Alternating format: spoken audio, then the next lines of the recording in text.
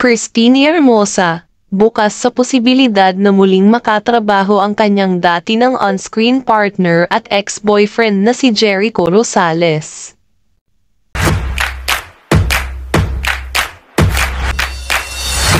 Ito ang pahayag ni Christine Hermosa nang siya ay kinwestiyon ng ilang entertainment press sa backstage ng Eat Bulaga sa TV5. Matapos niyang dumalo sa birthday celebration ni Vic Soto, ang ama ng kanyang asawang si Oyo Soto.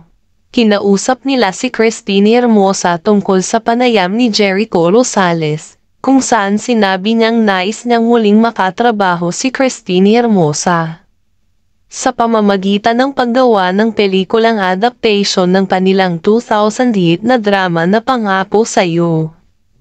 Ayon kay Jericho Rosales, ito ay isang unfinished business, ang bersyon ng kanilang dating primetime soap opera na nagpakita sa ABS-CBN mula November 13, 2000 hanggang September 20, 2002.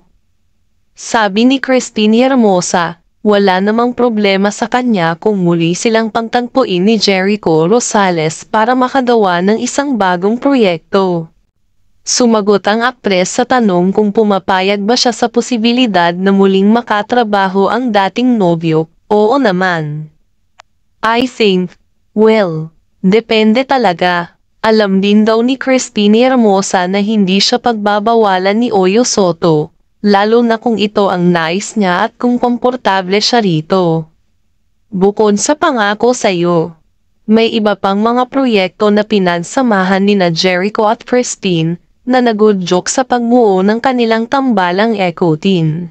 Taong 2000 nang maging kapareha sila bilang magnobyo hanggang sa sila'y maghiwalay noong 2004. Ngayon, kasal na si Christine Hermosa kay Oyo Soto at sila ay may 6 na anak.